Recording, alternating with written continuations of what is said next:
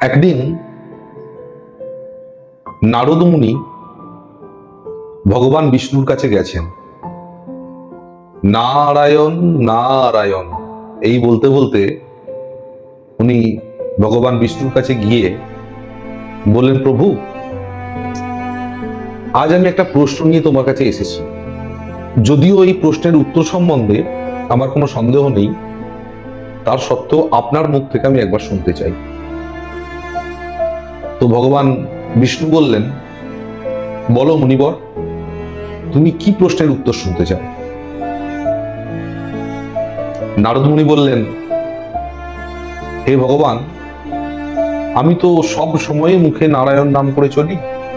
আমার উঠতে বসতে ঘুমাতে সব সময় মুখে তোমার নাম। তা আমি শুধু তোমার মুখ থেকে জানতে চাই, এই ত্রিভুবনে তোমার সব থেকে বড় ভক্ত কে আছে?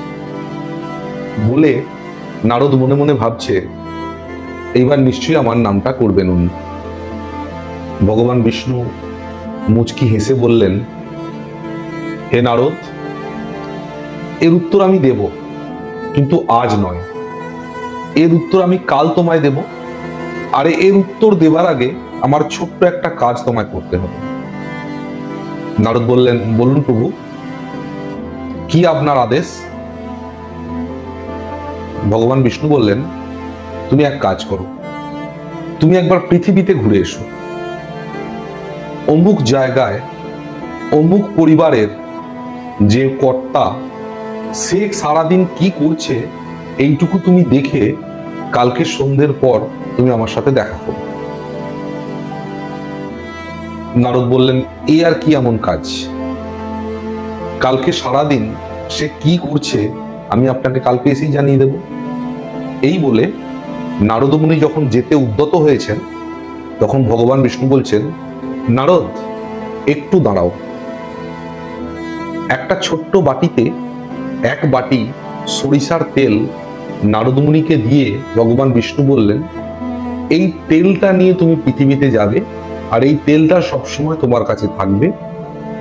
মনে রেখো, তুমি কালকে যখন আমার কাছে আসবে, তার মাঝে যেন এইখান থেকে এক ফোঁটাও তেল না পৃথিবীতে পড়ে, এইটা লক্ষ্য রাখবে তুমি। নারদ মুনি বলছেন, ঠিক আছে প্রভু, আমি তো যাব ঢেঁকি করে, তেল পড়বে কেন?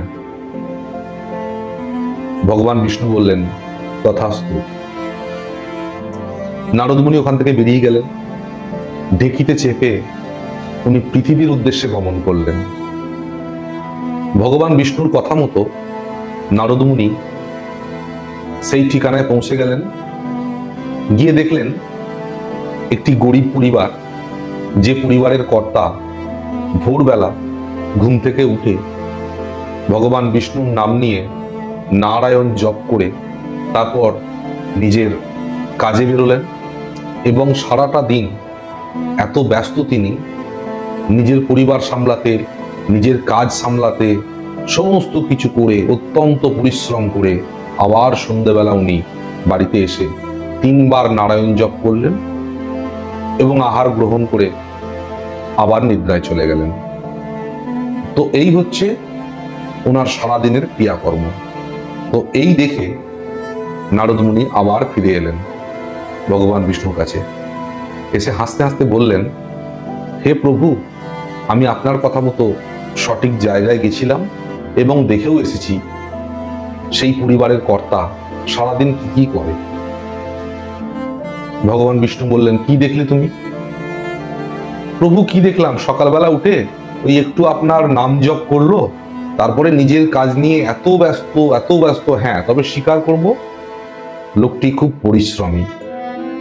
সারা দিন অক্লান্ত পরিশ্রম করার পর তারপর সন্ধ্যেবেলা আরেকবার আপনার নাম জপ করলো, করে ও আহার আদি নিয়ে শয়নে চলে গেল। এই দেখলাম। তো প্রভু, আমি বুঝতেই পারছি না যে আমার ওই প্রশ্নের সঙ্গে এই গরিব পরিবারের কর্তার সম্পর্কটা কি। ভগবান বিষ্ণু মুচকি হেসে বললেন, এবার আমি তোমার প্রশ্নের উত্তর দেব।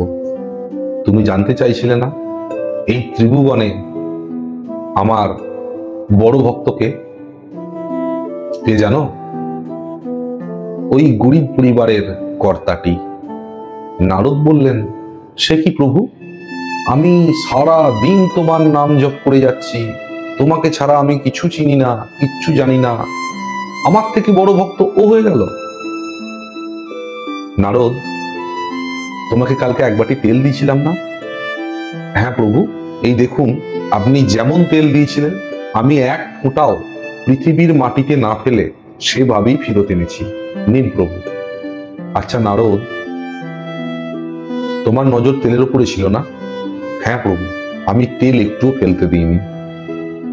আচ্ছা নারদ, তুমি এই তেলটা যখন এক নজরে দেখছিলে যাতে এক ফোঁটা পৃথিবীতে না পড়ে, তখন তুমি আমার কবার নাম নিয়েছিলে? তখন নারদ মুনি আমতা আমতা করে বলছে, প্রভু আমি তো মিথ্যে কথা বলতে পারি না, ওই তেল যাতে পৃথিবীর মাটিতে না পড়ে সেই দিকে মন দিতে গিয়ে আপনার নাম আমার একবারও নেওয়া হয়নি। তাহলে তাহলে হে নারদ, তুমি ভাবো তোমাকে এক বাটি তেলের দায়িত্ব দিয়েছি, সেইটা পালন করতে গিয়ে তুমি আমার নাম নিতেই ভুলে গেলে। আর ওই পরিবারের কর্তা যে আছে সে সারাদিন কত দায়িত্ব পালন করার পরও সকাল সন্ধ্যে আমার নামটা নিতে ভোলে না। তাহলে কে বড় ভক্ত? এবার নারদ মুনি কাঁদতে কাঁদতে ভগবান বিষ্ণুর চরণ দুটি বুকের কাছে ধরে বললেন, হে প্রভু, আমার ভুল হয়ে গেছে। আমার মনের মধ্যে একটা অহংকার চলে এসেছিল যে এই ত্রিভুবনে আমি বোধহয় আপনার সব থেকে বড় ভক্ত। তো আমরা এখান থেকে দুটো জিনিস শিখলাম। এক, ভগবানকে আমরা যতই ডাকি না কেন কোনোদিন মনে অহংকার আনতে নেই যে আমি ভগবানকে এতবার ডাকছি, আমি ভগবানের জন্য সেবা করছি, এই আমির অহংকার কোনোদিন করতে নেই। কারণ তিনি অন্তর্যামী, তিনি সব দেখছেন, তিনি সব জানছেন, ওনার যা করার উনি নিশ্চয়ই করবেন। আর দ্বিতীয় কথাটি, এই সংসার জীবন, এই কর্মজীবনের ব্যস্ততার মাঝেও যদি আমরা সকাল সন্ধে একবার করেও ভগবানকে ডাকি, স্বল্পের তুষ্ট ভগবান ওতেই খুশি হন। আমি জানি না যে কথাগুলি বললাম সেগুলো আপনাদের ভালো লাগবে কিনা, যাই হোক কমেন্ট করে জানাবেন আপনারা। এখন এই পর্যন্তই, আবার দেখা হবে। নমস্কার।